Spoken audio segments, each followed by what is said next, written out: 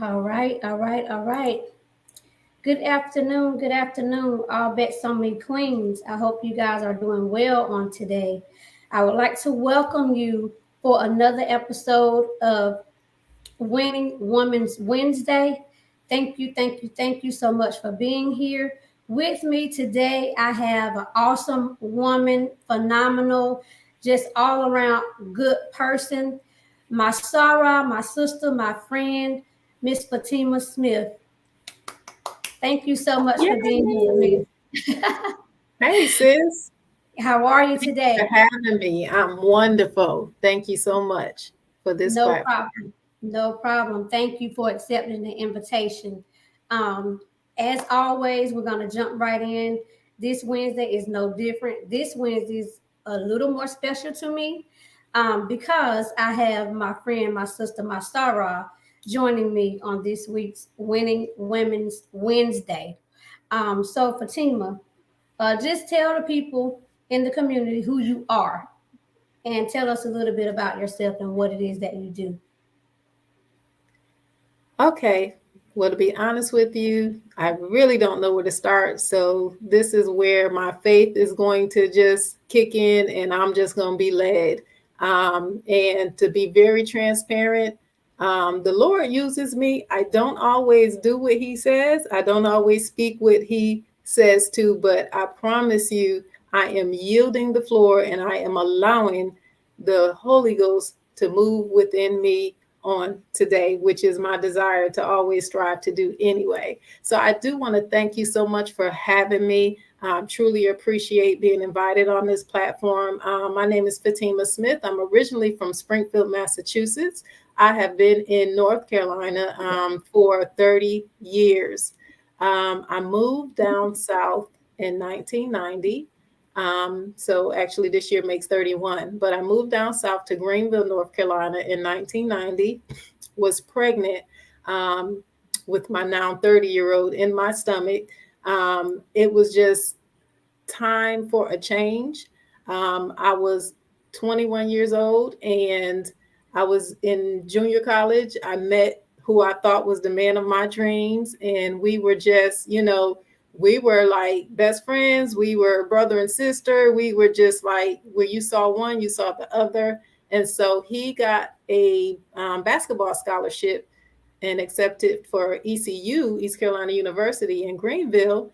And lo and behold, I found out I was pregnant shortly thereafter. And we decided to move down south and, raise our kid and just get married and make a living together.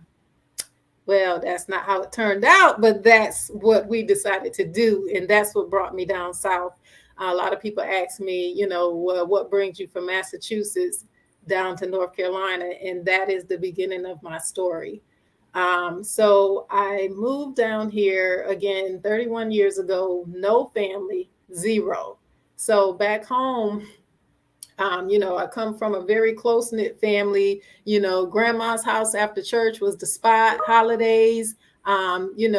Everything was the central location was my grandmother's house. So, just very tight knit family. My mom was the oldest of eight. So I had, seven other aunts and uncles and just really close. But moving down here, I had none of that. Mhm. My children didn't have any of that. But, being saved at 16, actually, yeah, 1986. I got saved at 16. So I already had a relationship with Christ. And I knew God had me, but obviously, as a young woman, expecting a child, I never Mhm. knew what was to come. But I really didn't care. I know I needed more for myself by moving out of Massachusetts. And I know I was in love with this man. And so I came down south. So moving forward, had the baby, was very sickly during my pregnancy. Again, didn't have anybody, no mom and daddy, them, no grandma house, no nobody. I had to kind of deal with it. So I grew up really quickly as a mother, a young mother down here with no family. And of course, It's had its fair shares of ups and downs, trials and tribulations. But of course, God always reminded me, even when I was doing my own thing and had forgotten Him, that He would never leave or forsake me, and that He had me even when I did not have myself. And there was some, there was times that I would have never imagined. Um, there were, um, for somebody that were so in love and just went through the trenches together, the trials, the tribulations, everything together. I even came down here with nothing but the clothes on my back. When I left home, my girlfriend's boyfriend and her had a car, and because he was upset with her, he literally threw the one little tote bag that I had with my belongings in it out of the door and put me out of his car, and my clothes were just still in the street. But I was determined to, to do better. And I said I was leaving, and I was leaving. And I did, with the clothes on my back. And the truth, I mean, it wasn't nothing but the Lord that has kept me the entire time. I know, being down here in North Carolina, there's a lot of people who migrate this way. Very good decision. Love North Carolina. It's amazing, but it was like night and day. I didn't look like the people down here. I didn't talk like the people down here. I didn't dress like the people down here. So I stuck out in Greenville, North Carolina, like a sore thumb. And people were like, "Where are you from? Where are you from? Your dialect is different. Your accent is different." I was different. I consider myself to be a Dermite now, and I'm pretty country, and I can hear it in my own voice. But when I first moved here 31 years ago, I was straight street, straight city, just always entertainment. And speaking of which, I was reared into the arts industry. So all my life, that's all I know, all things arts. I remember reciting my first poem by Langston Hughes on a television program called Heritage Corner, and I was 5 years old. I still remember the yellow dress. I think it was one of my Easter dresses that I wore, and I was on TV reciting a poem. And it's like my mother always kept me in activities that were of culture. And I dipped and dabbled into acting and dancing, and then eventually modeling in 1982. So I started modeling at 12. I danced, I did tap, jazz, I did acrobatics, I did African dance. So I was just like very much into the arts industry. And I praise God, because that is exactly what has shaped me to be the woman that I am today. And so, of course, moving from Springfield, Massachusetts, I took all of that heritage and knowledge and culture with me.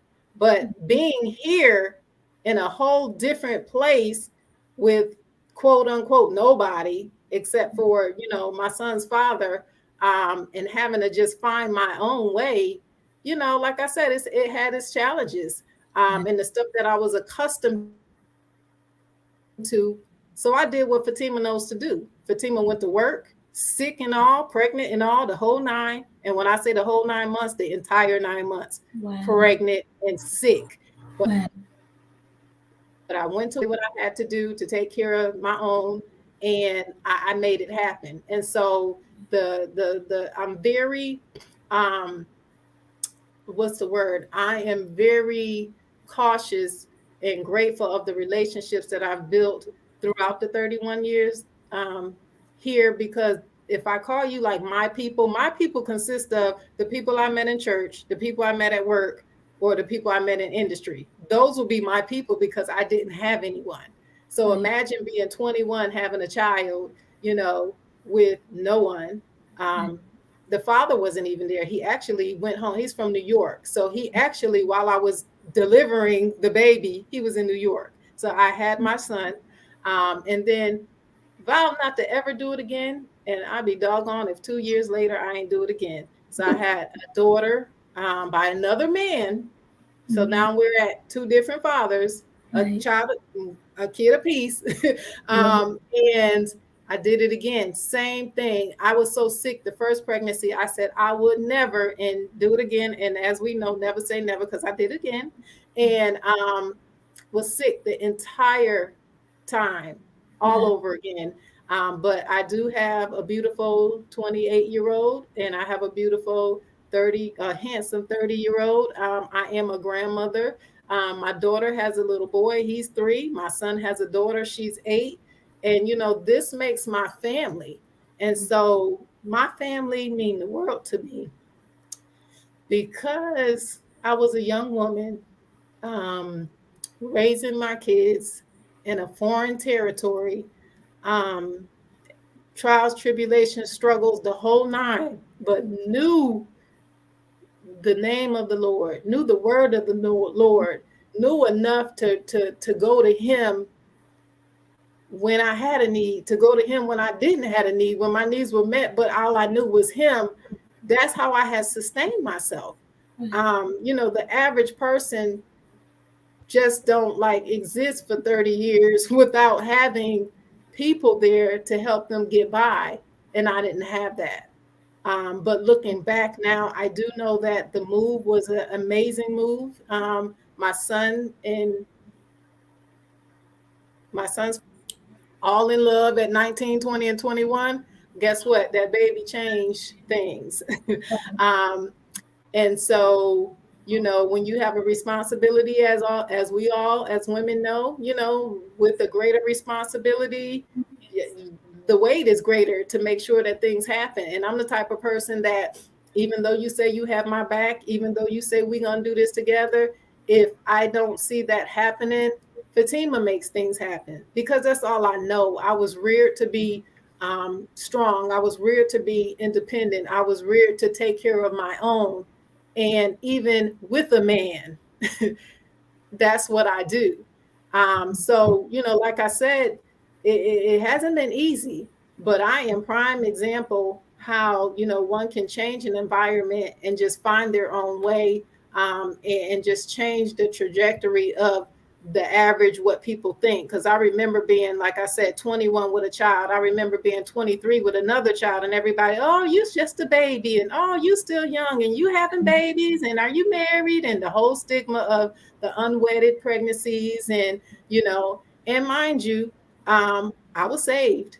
So yes, I was doing stuff I had no business doing. And for people who knew me in ministry, they obviously knew I had children out of wedlock, and people look down upon that.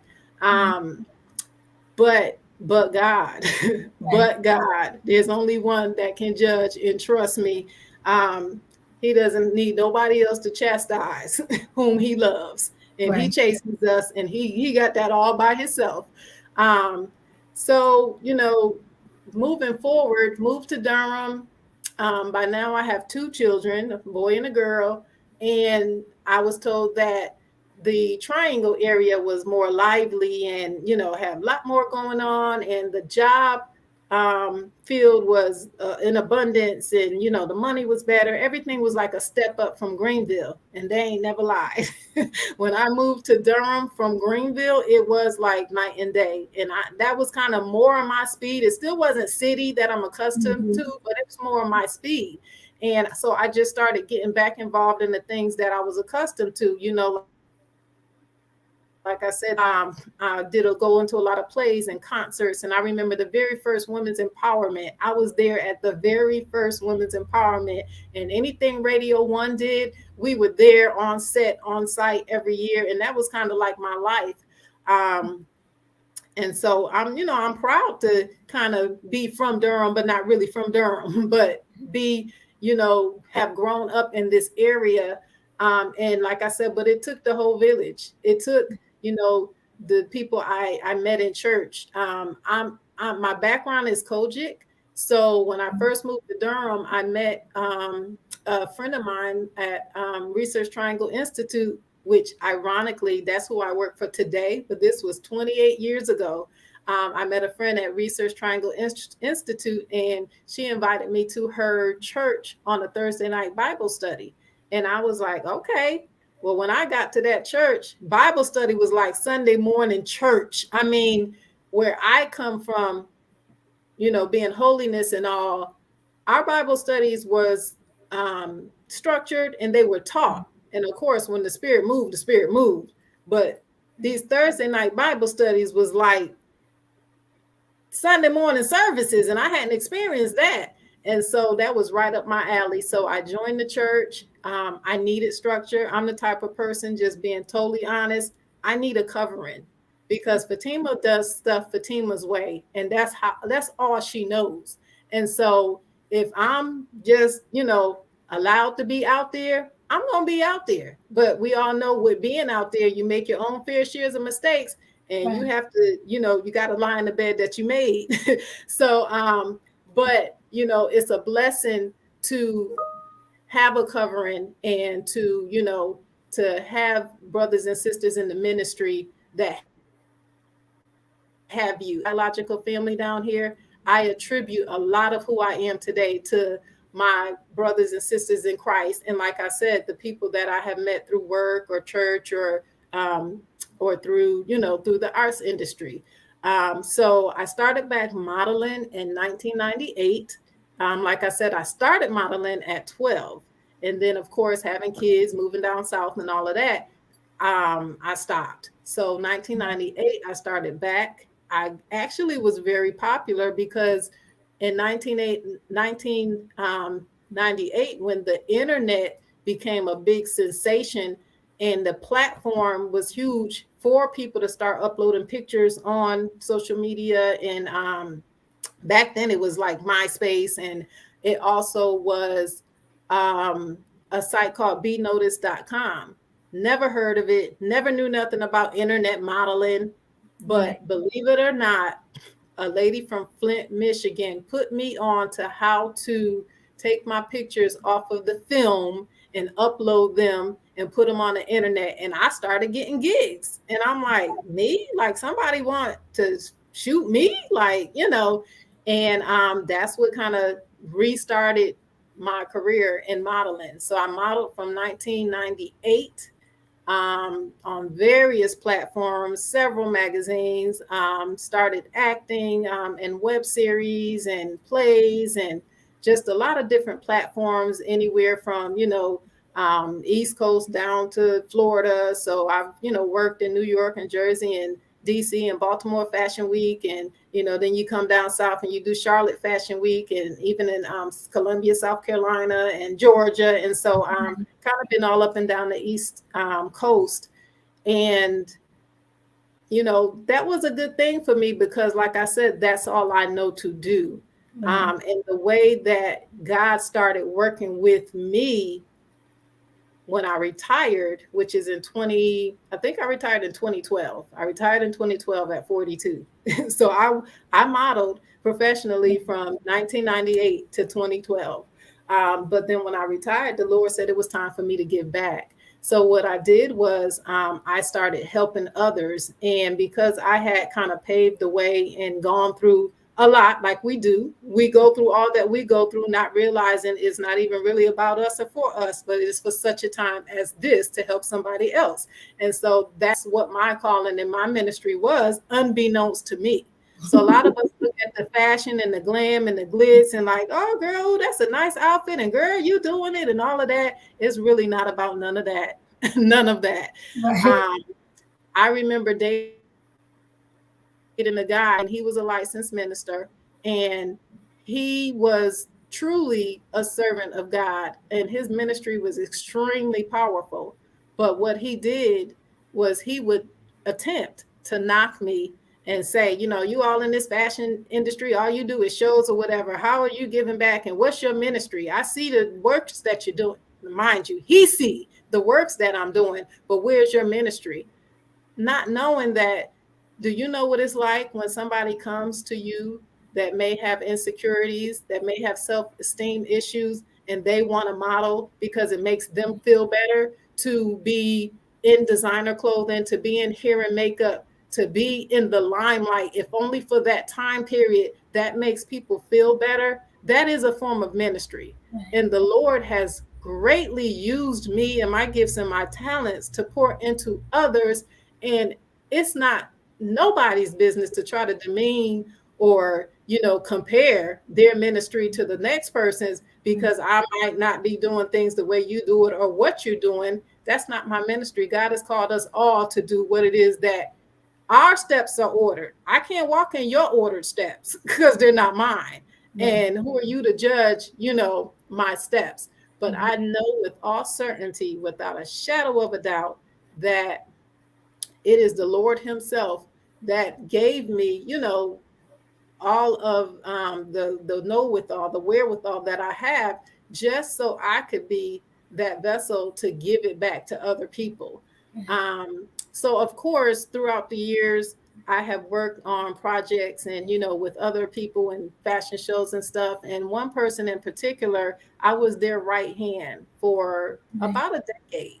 And so when I tell you I was working 40 hours a week, I remember my daughter still being in school. And so she would come home with her mother not there because she's working. And then after working, I would work another 10, 12 hours show or a fashion week or whatever with the executive producer for her own company. And I did this day after day, year after year. And a lot of my time was spent always working on projects on somebody else's behalf. And one day it dawned on me, and the reason why it dawned on me is because I wasn't getting paid my worth, not what you think I'm worth, but my actual worth. So when I did a gig and I looked in that envelope at the end of that gig and found $100 for all the time that I had spent helping somebody else prepare for a major event, and my compensation was $100, I was done. When I say I was done, I Mhm. was done. I decided right then no longer will I be willing to work on somebody else's behalf and hustle and grind and hustle and grind and hustle and grind, Right. and this is your thanks to me. This is your payment to me. So that's how F. Smith Productions was birthed. F. Smith Productions was birthed out of my dismay for how my gifts and talents were being, in my opinion, used to edify and bring somebody else's business to another level, Right. and then yet I wasn't being fairly compensated. So I said no more. And when I thought about this Women Winning Wednesdays, and when I thought about this All Bets on Me, that's when I decided to bet on me. I will no longer be willing to just freely give you everything that I have and get nothing in return, or so little in return. And the people that I worked for, they were good people. They are good people. We're still close to this day, but I can't do that. And so I realized that I was giving myself so much, to other people's endeavors, and always willing to be a helping hand and always on set. And I mean, everybody in the community and New York and New Jersey and everywhere else is like, oh, Fatima's here and all of that. But I'm always on set for someone else. When am I going to make myself priority and do this for me? So that's how F. Smith Productions was born.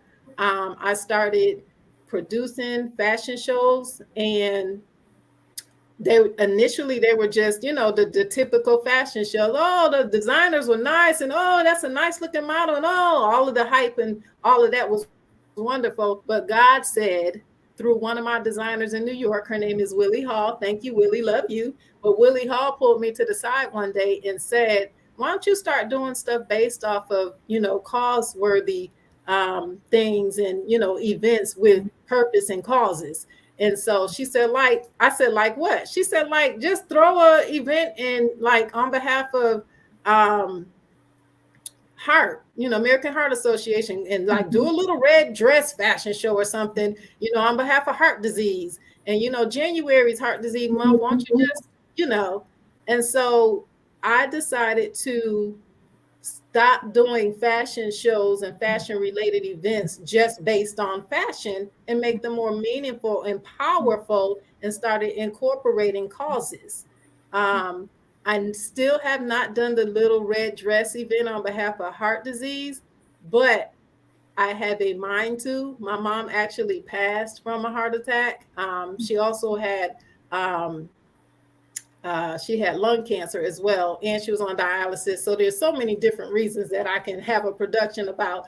But I am at some point in time going to do a little red dress or a red themed event on behalf of heart disease. But I started doing events on, breast cancer awareness, domestic violence, HIV/AIDS.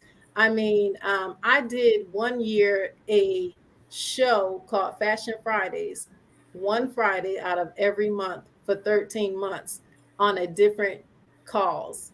I'll never forget, I started with January, which a lot of people may not know, but it is, I teamed up with um, Feeding America. I think it's Feeding America. And I did a homelessness event. Right. And the stuff, the way my brain works is if you give me a theme, I can put together, I'm a producer from the heart. I can put together a whole event. You give me 48 hours, and from top to bottom, that event is done in my head. So, of course, I write the vision, I make it plain, and I start pulling my team to make stuff happen. Right. But at that time, this was 2013. I Googled, all of the awarenesses that were in the month of January, and homelessness was, okay, Lord, I hear you, but how am I going to do a fashion show on behalf of homelessness? Like, what does that look like? Well, as everybody know, when you take it to the Lord, and if he's going to give you everything that you need to make it all come to pass, and he did just that. So Yeah. I actually had 3 different scenes in that fashion show. So the first one was models, male and female, that were torn and tattered and drained and worn down, worn out, and on the streets with cardboards, and they literally came in with that attire, depicting that they were homeless. And so, of course, that was the whole somber scene of where it all began and how it started. And this is their current situation at that time. Um, After that first scene, the second scene was they found employment now. And so the scene number 2 was they're back at work, they're up and at it. And so that was corporate. They came in their business suits and their, cell phones and attache cases and all of that. And they literally modeled that. And then I literally, one by one, showed the audience how you can take someone broken and homeless and desolate and without and change them. I had a clothing rack with the business attire, and right in front of the audience, I stripped them and showed them how you can go from this to that. And then that third scene was back on top. They're back, upper echelon again, and they've made it all over again. And so, of course, you got your gowns and your suits and all of that, and you're thriving again. And that was just to show the people that we all go through sometime. Not everybody have been homeless, but I can say that I have. I've never had to sleep on the streets. I've never had to sleep in my car, but people have loaned me their couches in their homes and stood in the gap for me at that time. It was a very brief time, but it was a time, and I know what it's like. So you can go from homelessness to owning a home. And it Right. was not that long ago. So for everybody on this broadcast that don't know, this actually for me was my story 7 years ago. Right. I was homeless. It wasn't for a long period of time, but it was long enough for me to be in the wilderness where it did not seem like I could just, get out of anything. I would have somewhere to live, but didn't have a job. I would have a job, but didn't have nowhere to lay my head. And neither situation works. I mean, if anybody know, if you are jobless, it's a job looking for a job. It takes work to look for work. And when you don't know where you laying your head at night, you know, it's just, I wasn't in a good place. Um, but we're gonna fast forward to 7 years later, where I am a homeowner of a 4 bedroom, 2.5 bathroom, 1,700 square foot house that I own.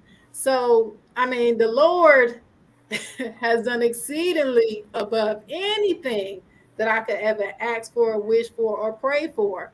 But looking back, I had to go through that in order to get here. Some of that I did put myself in for being in situations I ain't had no business in, and I take full responsibility. But when you listen to the word of the Lord and do things his way, he's going to send you, you know, your help, and he's going to provide your breakthrough. When you feel broken, he's going to provide your breakthrough. And that's exactly what happened to me. So I am here to tell any sister on this line, um, that you can do anything that you desire to do with the help of the Lord. All you have to do is ask. There was a time where I wouldn't ask nobody for nothing because I already told y'all Fatima's Miss Independent. Her mother raised her to take care of self, to be self-sufficient, self-reliant, and just, take care of home. And that's what you did. Um, so even my spirit, my let's say my flesh, a lot of people don't notice a very nurturing because my mom raised me so hard. You would have thought we were military, and because she was the captain of her ship, period. What she said goes. And so when I was raising my kids, I was the captain of my ship. What I said goes, period. So we looked nice, we dressed nice, we went to nice places, we always had nice things, but I didn't come from a very nurturing, loving, hugging and kissing and togetherness type of home. Although, like I said, we're very close-knit family, but we didn't show a lot of emotion and affection and, huggy and come here, baby, and boo boo and all of that. That's not who I am. And so even today, some people misunderstand my character, and some people don't think I'm warm and fuzzy or approachable because I'm not like, hey, girl, and oh, come get me. That's just not who I am. But trust me, I do love, and it's from a genuine place. I have no idea why I brought that up, but it must be for somebody to hear. So I had to learn how to nurture, even with kids. Don't misunderstand that having children means that you have this innate ability to provide them with that, especially if you haven't had it. You're not likely to give it because you haven't had it yourself. So with raising kids, yes, I love my kids, but guess what? I was hard on my kids because my mom was hard on me. And that's the environment I came from. So what did I do? I repeated what happened in my generation with mine. Now, fast forward, they're amazing children. They're about their business. And, I'm very proud of who they are. But could I have been more nurturing? Yes. Have I developed skills and traits and things today that I just did not know about growing up? I have. Can I love on my grandkids and pour into them and, love them all up and all of that? Whereas my kids probably didn't get that. I can, and I do, to a degree. I'm still that grandma. Well, they call me T-Ma, but I'm still that girl that you don't play games with me. You know what I'm saying? I mean, my 8-year-old may have gotten a spanking once in 8 years, whereas, of course, me at 8, I'm sure I got more than my fair share. I can promise you that. But so again, as a grandma, yes, we're different, but I get a chance to get it right. I get a chance to do it again and to be a better person, to be a different person, and to just utilize all the tools, that I now know, to love effectively, and to be more nurturing. Like I said, I ain't bragging or boasting, but I come from good cloth and I have a good heart and I'm good people. But again, it doesn't always come across like that. So I'm oftentimes misjudged, and I speak my mind, and a lot of people don't understand that. I just tell it like it is, but like it is the truth. What I'm not going to do is sugarcoat, and what I'm not going to do is front and try to be somebody that I'm not. I can only authentically be myself. But I am also learning how to be more receptive to other people's needs, how to care about other people's feelings, and just how to be more warm and open. And that has been a hardship for me during, certain periods of times in my life. Right. Um, but all of that is what has shaped me and have just made me who I am today. And I can only, attribute, the help of the Lord, because I ain't have man's help. So the help of the Lord. So again, to my sisters that for out of town people that just recently moved somewhere and they feel like they're in a foreign place, and am I going to make this work, and can I make this work, and what do I do? This is so different for me. Well, yes, it is different, but it's a good difference. Mhm. um you know it's like, if we have issues, anybody can leave a place with an issue and be like, well, I'm moving. You still gonna have issues there too. So no matter where you are, um, but don't bring the baggage with you. And when you're starting a new life, literally start over a new life and let the Lord order your steps. And if you follow, the end results will be successful. But the trial, as we know it may sound cliche, but we know trials and tribulations come to make you strong. Trials come to make you strong. Tribulations endure patience, and that's something that a lot of us fall short in, including myself. But I will say that I'm, in my maturity and getting older, my patience and tolerance stronger a lot. Because this chick was Right. no tolerance, like zero, like none. I was Fatima in the flesh. But guess what? My daddy said, you're going to shut your mouth, and you're going to endure, and you're going to be patient, and you're going to let me do what I do, and you're going to do what I tell you to do. And I was like, oh, okay. And he, to this day, that's what he does, even in the midst of conflict. Even in the midst of conflict, I know how to be mature Mhm. during a situation. A lot of times we wait till after the situation, assess it, and say what could have been handled better. And next time I'll do this. But the Lord Himself has shown me how to deal with conflict while I'm in it.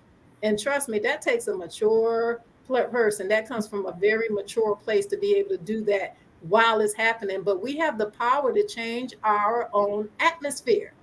If you don't like what's going on, you change the atmosphere. Don't wait for somebody else to, especially when you're dealing with a situation, where it's the alpha male, or alpha female, or alpha anybody. And both of you guys may have similarities, because Lord knows I attract like-minded people. So Right. sometimes I get myself connected with people that are a lot like me, but somebody has to yield. Right. And I, thank God, have learned and is still learning how to yield the right of way and let him handle all of that. Right. Because there's a side of Fatima that Fatima don't even like. So I'm learning to just, allow him to change me. And so, Mhm. sisters, we got to be open for change. We have to be open, we have to be willing, and we have to want a change in our life. And when we seek it, he will grant it to us. So, Fatima, when you talk about change, this is the question that I had. Now I'm going to go way back to when the very first part of our conversation. When you got to North Carolina, you was alone. You didn't have anybody, right? But Yes. you built relationships you with people that were there with you that you met along the way. My question is, could you share with the ladies who may be in a similar situation? How did you, or how were you able to trust? Because it all boils down to trusting the people that you allowed to come in and form support or become a part of your people, because you call them your people. So Absolutely. how did you do that? So how would they go about doing that? Because it's hard coming into a new place. You don't have anybody, you don't know anybody. How would they start the process of trusting new people to come in and be that support for them? You have to be open to it, number one. I'm the type of person that trusts until trust is broken. So I never had an issue with allowing people into my space. Now, how closely into my space is one thing, but I've always allowed people, in until there was a reason not to. And Mhm. so back to me saying being open for a change is not going to come until you allow a change to come, and it will take place. So, especially being down here, my early 20s with nobody, I needed help.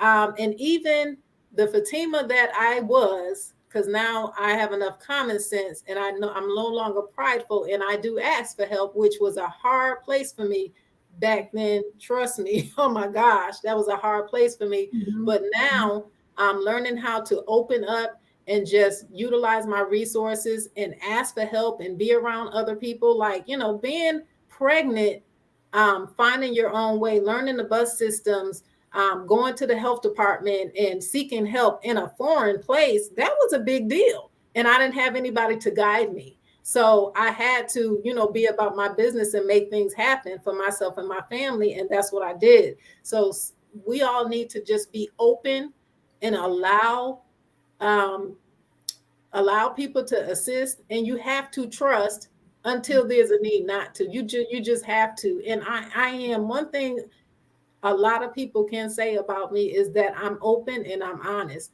I mean, I will share with you, I will give with you, and I'm just open. Now, the people who think I may be closed or guarded, that might be if there's a need be. Again, I have the gift of discernment. So if I'm guarding myself, there's a reason. But ordinarily, I trust until trust is broken. And I will go further than that. I have a best friend in Greenville to this day who's my son's godmother, and I'm her son's godmother. Um, but I had to allow myself to trust, in order for us to get there. I was down here with nobody. I needed a babysitter. I worked and found my own way. His father was in school. Again, remember, he came down here specifically on a scholarship to play ball for ECU. So while he was at work, Fatima had to work, but she Right. needed help too. Right. So again, I had to be trusting. I didn't have a choice. Mhm. And not all decisions were good decisions made, but to this day, I do have lifelong friendships and relationships built because of that. Right. Right. Um, and I think that that's the key, being open, open and ready for change. But I do know that that trust thing. A lot of people struggle with that. And it's just it's no nothing bad, for someone that does struggle with it. Because I myself, I've been in a place where I struggle with trusting, especially people that I don't didn't know. Right.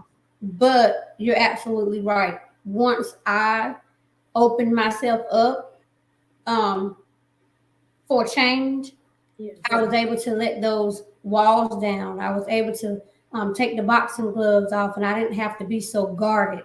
Right. And I take that approach just like what you explained.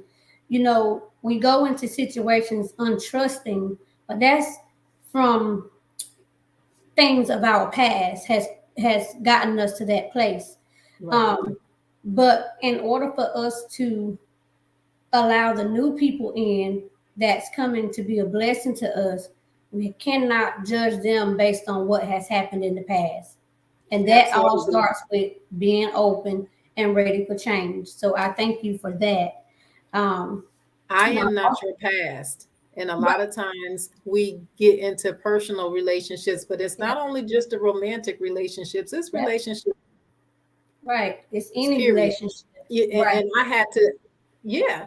But when you can recognize it coming from a negative place, from another party, other people, or however you want to say it, you have to tell them, I did not hurt you. I right, am not your past. So what I'm not going to allow you to do is treat me like the people that have hurt you. And a lot of people have a hard time getting over that. And that's why they do have walls up and they're guarded, because they don't know how to let go of what has previously happened. But then that stifles you from getting all the blessings that are due to you, because these new people, they don't know what you've been through, and they're not those persons or those things or whatever that represents, they are not that. And they Right. shouldn't be, held accountable for something that they're not responsible for. Right. And I was in a relationship years ago, and I remember a guy asking me, I never heard nobody really ask me this. I'm a pretty tough cookie, so people don't really come at me any kind of way because I'm just going to give it back. Men, women, guy, girl, whatever.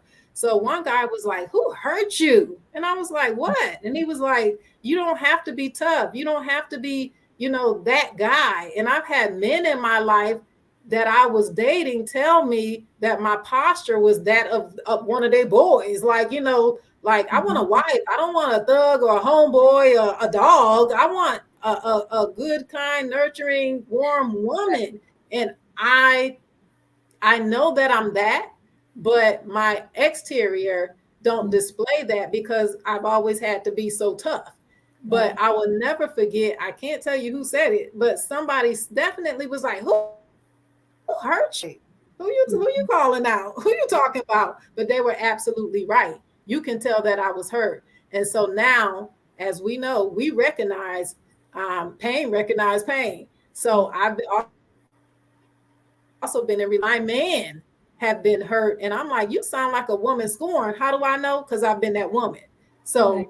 men go through it too.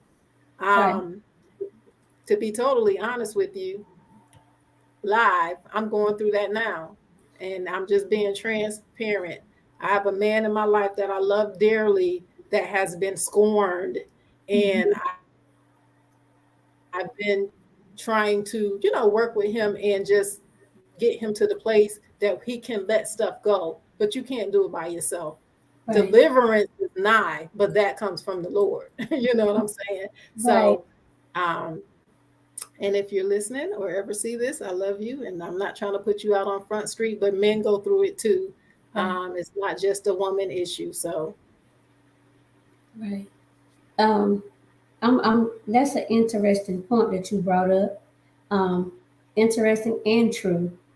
But I feel like in some instances, men have it worse off than women as far as their suffering in silence because you know they can't openly talk about how they feel um, without people questioning their masculinity.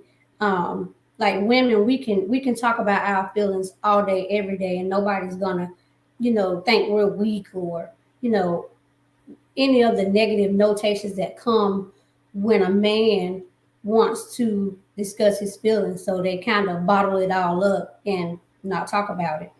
So I think absolutely. that's a good thing that you brought that up, and also that you're there, um, trying to help him through because you've also been where he's at now. You've been there, and you've been able to, like you said, give it to God and been able to move past it and been able to be delivered. And also, you're in a position now where you've exercised forgiveness. Yes, Forgiveness absolutely. is an absolute must when you're moving or trying to move past those things that has hurt us, those things that has caused us, um, that just angers us so much. And the anger comes from pain. That at the end of the day, it comes from pain where somebody has hurt us to our core and we don't know how to move past it. We don't know how to let it go. And we don't want to forgive, and then we don't know where to start to forgive. But forgiveness is Absolutely. is is absolute is an absolute must in anything that we do when we're trying to move past traumas or You can't, yeah, you can't heal without forgiveness. A healing cannot take place if you don't open yourself up to forgive. That's where your healing comes from. And I know it's a hard place for people, but it's seems like it would be harder to stay in pain when you could release it and be free.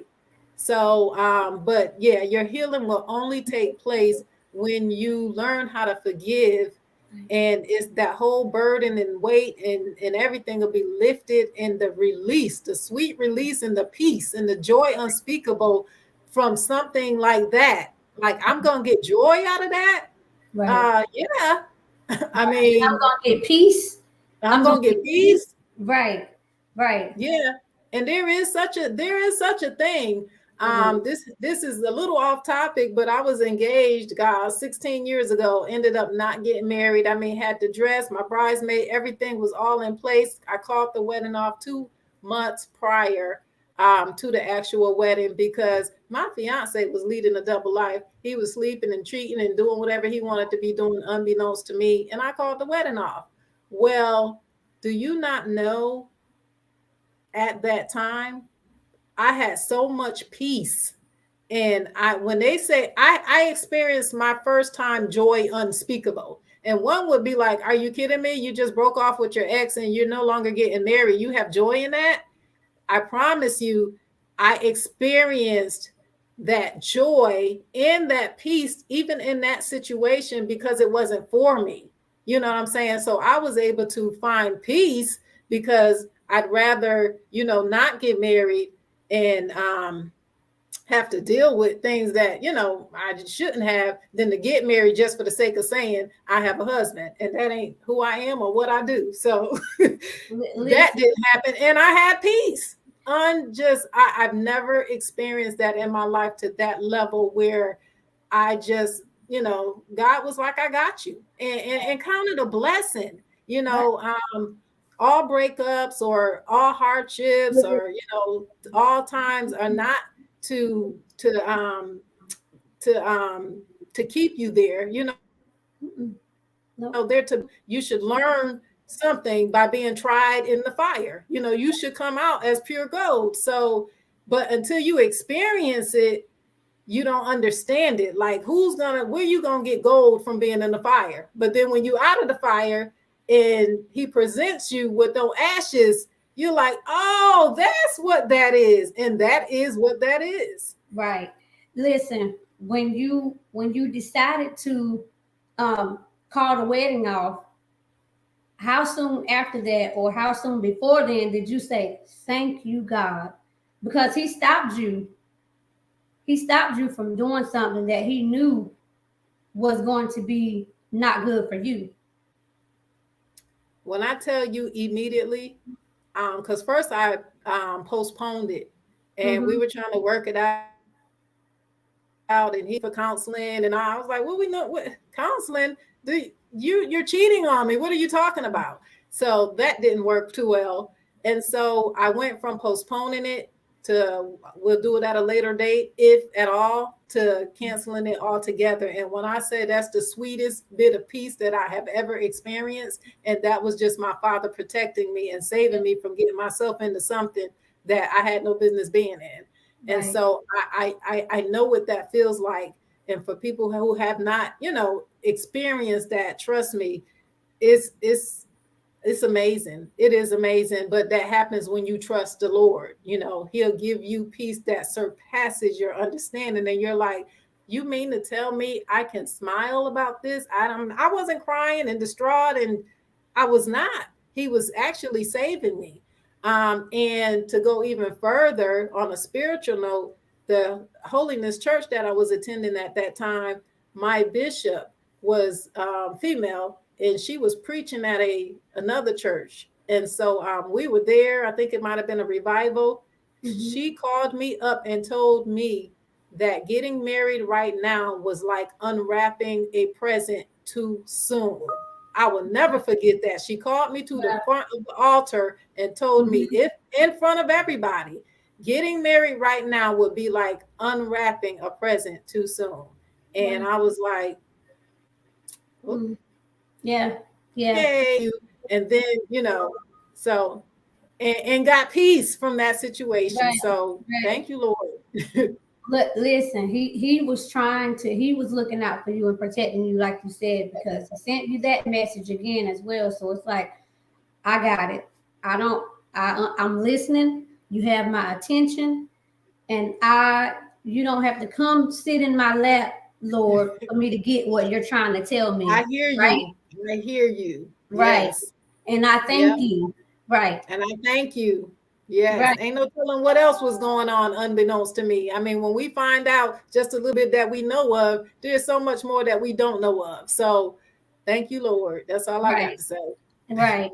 I want to go back to when you were sharing the story about telling us about your children and how you raised them the way that your mom raised you.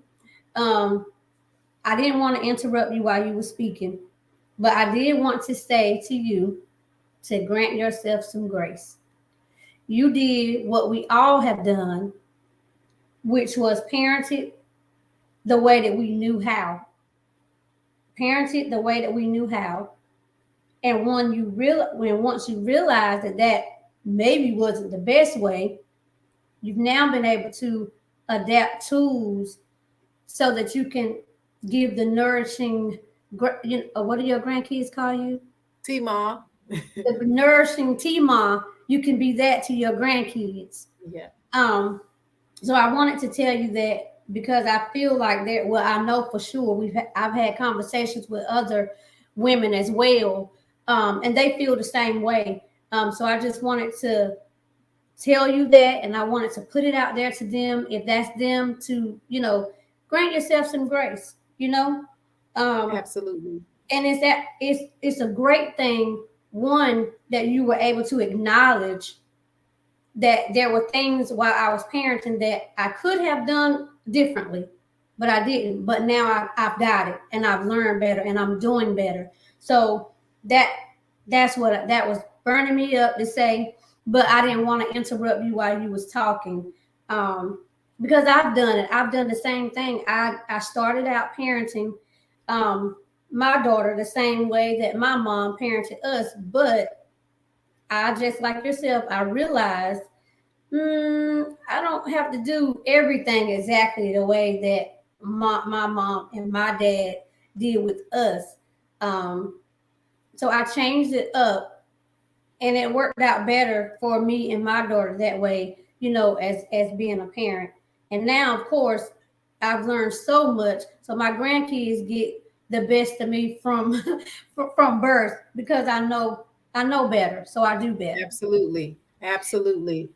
Yeah. But But I thank you, sis. Thank no, you. I appreciate that. no, you're And you're welcome. right. You're right. No, you're welcome. I just wanted to tell you that. Um, and I do want to know, because I know I have to get ready to let you go. But I want to just thank you for accepting the invitation to speak to the women in the All Bets on Me community. But not only accepting the invite to speak to them, um, but your willingness to be transparent about the things that you've gone through, um, to speak from your heart and not try to hide or sugarcoat certain things that you've been through. Um, I feel that it is so important for us, once we've gone through things, to be transparent, because you said it earlier when you was talking, and I believe this with every ounce of my being. The things that we go through, they're not for us. They're not for us at all. Even though, yes, we're the ones going through, we're the ones having to deal with the pain and the aftermath, but it's for other people.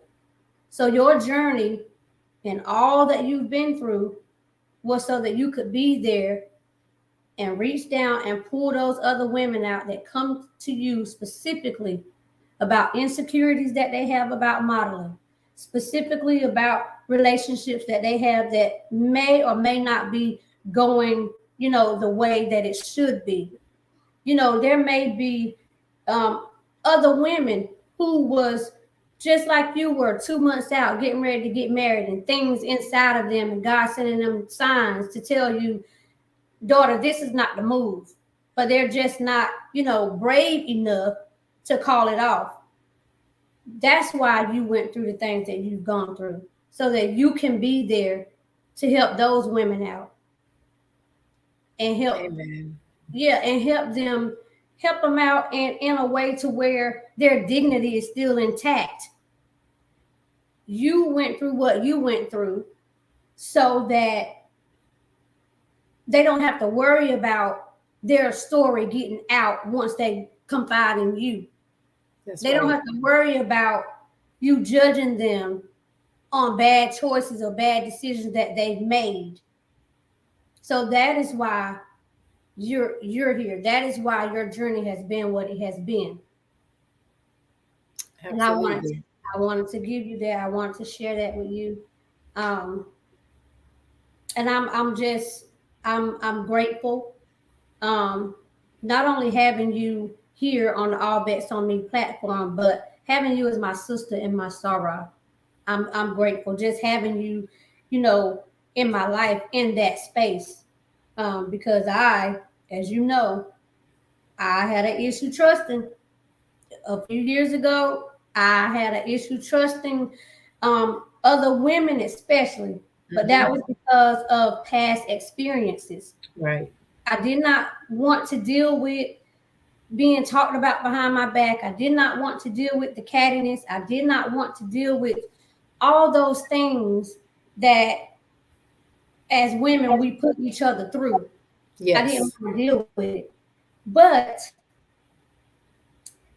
but I had to realize that when I start asking God to put me in different places and surround me with women that I could trust and that we could um, pour into each other and love on each other for real from a genuine place. Once he started to do that, then I could not then get scared and back out. Oh, and now I don't want what I asked you for. You get what I'm saying? Absolutely. He gave me what I Absolutely. asked for. He gave me what I asked for. And so I had to really work on not not punishing the new women that got my blessings is what I call Yes. them. Yes. I had to really work on and focus on not mistreating my blessings because Absolutely. the new women that God has placed in my life, you guys have been a blessing to me, and I've been able to be a blessing to you guys. Hmm. So I can't mistreat my blessings. I can't I can't hold on to the things that's happened in the past because then my blessings suffer. The ones Right. who's here to be a blessing to me, and I don't want to do that. I was done doing that. And so once we're going back to this forgiveness and the openness, once I was able to forgive all of those people for all of the things that they've ever said to me, done to me in the past, and open myself up, Yes. now we're here. Yep. Now we're here. Glory. Right. Hallelujah. But God. But then now that is a but God, because He is the Because we only can't do one. it on our own. That's a We but can't. God. We Yeah. don't have the capacity as humans to Mm-mm. do the things that He can do. We just got to give it to Him and allow Him to do it. And it ain't even for us to do it. Even the stuff that be qualms or things that we complain about, or oh, it ain't even. It's really so minuscule actually, and we make this big to do out of it, and it turns into something way bigger than what it needed to be. And at the end of the day, it's like really. Now I, with this opportunity, was giving something I did not know I needed. So I was giving a sisterhood and giving the opportunity to be loved and poured into and all of that, not realizing that this is what I was giving out. This is who I am. And now you mean to tell me you're going to provide me with over 200 and something people that's going to give back to me? Like, who does that? Right. So this experience for me is different, but more than welcomed. And now I'm starting to be, he's revealing to me the why for me, because I didn't even know. I don't know if you've seen my post that I put up, but I had a post up that said the Lord will give you the desires of your heart when you don't even know that you desired it. I Right, had not a right, clue. I had right. not a clue that this is what was lacking in my life, but this is what was lacking in my life, and I welcome it. And I'm grateful. Honestly, I've Right. never seen and I've never knew loved before. The kind of love that I actually give. You mean to tell me somebody's gonna give it back to me? Okay, okay, They, Lord, I see you. listen, they're gonna give it back to me, and it's gonna be real, and it's gonna be free. Right. Yeah. What? Right. I Right. see you, Lord. That's Right. you. That's you, Dad. Thank you. We thank you Thank so you. much. Right. Yes. We got some comments, and I'm so sorry. I've been engaging. Um, uh, and I can't see. I can't see the names. Someone said yes, yes. Judging people bad. Yes, yes. Judgment is used to trust people, but judging people is bad. Um, um, Miss Campbell was trying to find us on YouTube. She said, "I found you." Yes. um, I have no clue what. I don't know who this is, and I have no clue what she is talking about. Who's my blessing? Um, Miss Campbell says, one thing I found that most people project who they are. When you become 100% transparent and take action, God will surround you with other people who are doing the same. Exactly, Miss Campbell. I agree with Absolutely. that. Yes. Absolutely. Okay. Whoever this person is this a witchcraft thing? You are getting ready to be removed from my broadcast. Now we'll Um, deal with that. You're in yeah, the because wrong place. we're not doing that over here. So don't show up in here doing that.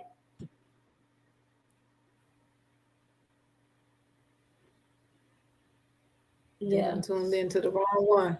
they have, they have. But we gonna put the blood all over you. Absolutely. Um, let me see. Uh, uh, smart, yay. Okay. Um, I think I got all of them because I'm not gonna do this with this person here. Uh, No.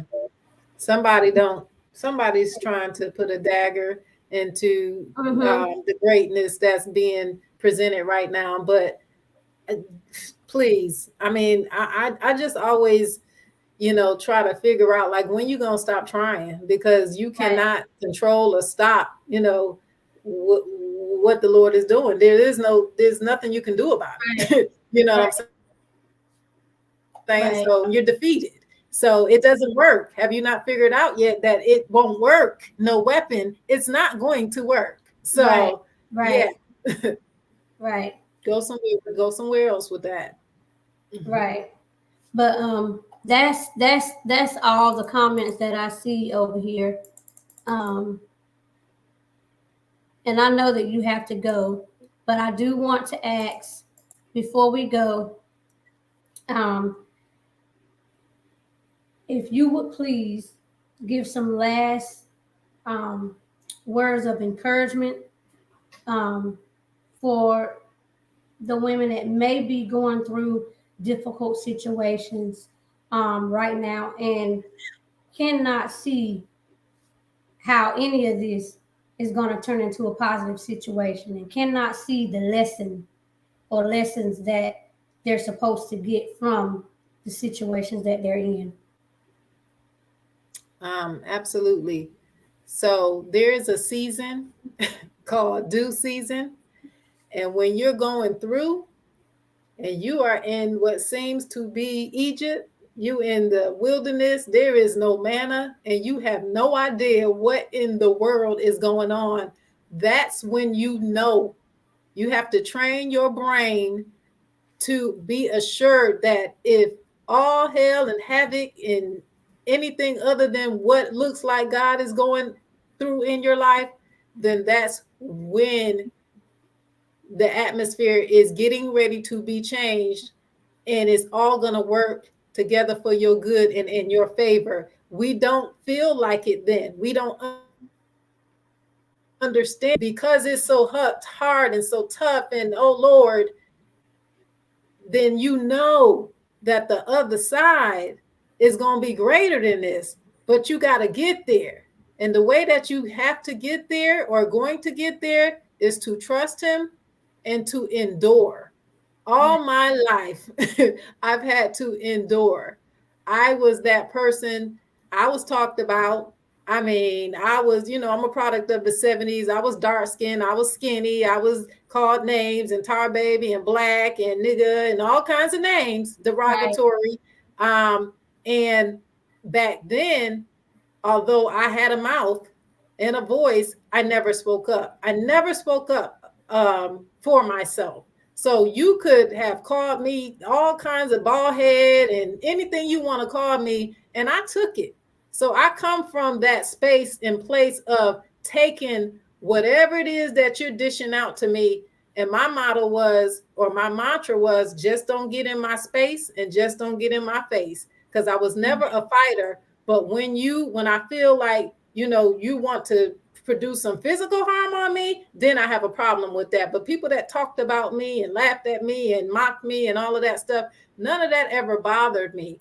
But all bets are on you. You Right. have the power and the authority to change the atmosphere and to make your own trajectory, Right. and to, even in the midst of, look at what's to come. And trust me, it is hard. There was a guy that my brother was in Rikers Island, New York, in jail. For those that don't know what that is, in jail with, he used to write me letters. I was like his pen pal, and I would never forget him telling me, and I always stuck with that. And now I use that because whatever I'm going through, I know that it's going to get greater later. You know how I know? Because it has gotten greater later in all my life, in the midst of stuff that I was going through that didn't see a way out. A way out was always being made. So what makes you think he ain't going to make another way out and another way out like he's always done? So it truly does get greater later. And when you know that on the other side of that, whatever that is, on the other side of that, it's going to work together for your good and your due season.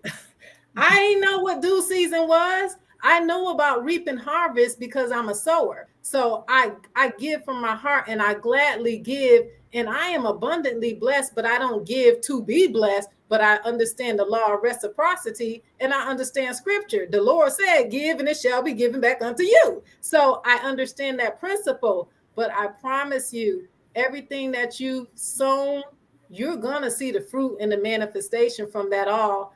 And when you get to that due season, that just when the atmosphere turns around, like late in the midnight hour, God's going to turn it around. When he turns that thing around, and just the eyes have not seen blessing, and you start to see the overflow, and you start to see my cup runneth over. I didn't know what that looked like.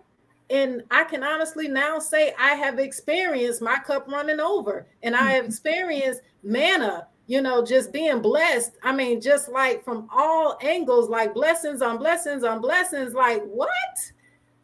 That's what you need to look forward to, even while you're in the storm. We're not going through storms and then coming out of it and looking back saying what we could have, would have, should have. No, we're going to endure. We're going to trust him. We don't understand it, but guess what? He does. I went through something so detrimental in life. I just thought, you might as well take me. But guess what? I went to the altar and I told my bishop, I can't. Guess what my bishop said? But God can. And next thing I know, I was on the floor. She didn't even touch me. And so I can't, but God can. You can't, because you can't. But he can. So let him. Yeah. Let all bets are on you. We've done so much for so long for so many others. When are we going to start to bet on ourselves? We've been caregivers, we've been providers, we've been protectors, we've been nurturers, we've been so many things to so many. Now is our time. Right. This season, it is your time, and you as pure gold. So bet on you. Right. Awesome. Awesome. Awesome. Fatima, please tell the people how they can get in touch with you. Um, like how can they connect with you? You can friend request me if I'm not over the 5,000. You Because are, so they can't do that. but you can inbox me. And then I will delete some people because how many of us know I do not have 5,000 friends? Don't be fooled by Facebook shenanigans. Um, so anyway, you can inbox me in a private chat, and of course, I am more than willing to talk with you, sup with you, help you. I am that girl. I'm genuine. I'm loyal to a fault, to a degree. I mean, I have BFFs that's like, one thing about you, you are still authentically you, period. Good, bad, ugly, whatever, indifferent, but that's who you are, and it is. But I am, I also have a page, F Smith Production page, which is my company page that I really don't keep up with, just being honest. There's so much going on. I can't be on every set like I used to. And we all used to brag about being able to multitask and get stuff done and just be the yeah, I was the bomb diggity at one point in time, but I'm not so much. So, but I do have a F Smith production page on Facebook. I also have a Models and Actors United page where I have an organization that we do skits. Domestic violence is our platform. HIV/AIDS is another platform of ours, and we literally put together presentations that are eye opening, and it's all about awareness. And gone are the days where, like I said, I'm just doing stuff for the applause and the glitz and the glam and the limelight. I could care less about the limelight. I want people to leave my events feeling empowered, enlightened, uplifting, inspired, and changed. So when you leave an F Smith Productions event, you're going to know that you're walking away with something way deeper than what you came in the door with. Okay. Awesome, awesome, awesome. So as we bring this broadcast to an end, I want to thank you again, Fatima, for taking Thank time you, my out of your sister. busy I day. love you. I love you too so much. Thank you, thank you, thank you so much for taking the time out of your busy day just to come um, be a ray of sunshine in the lives of the women from the All Bets on Me community. Thank you to everybody who has tuned in and joined us for today's broadcast. We appreciate it. Thank you guys so much for your time and your dedication, because a lot of you show up Wednesday after Wednesday to show support to the women that we're spotlighting. So I thank you so much for that. Um, that is all I have. Let me see. I wanted to make sure I didn't miss any questions. Um, Miss Campbell did say you will always get a few trolls when you are moving in your calling. You better say it. Right, right. Definitely will. Yes, sir. Um, But keep going. yeah, Keep betting on exactly. you. Right, exactly. You have to continue to bet, put all your bets on you. So, ladies, we're going to end this broadcast. Thank you, thank you, thank you again so much. Fatima, hold on for me 1 second. I'm going to end the live. We will see you guys on next Wednesday for another edition of Winning Women's Wednesday Spotlight. Have a good day and enjoy Be the rest of your blessed.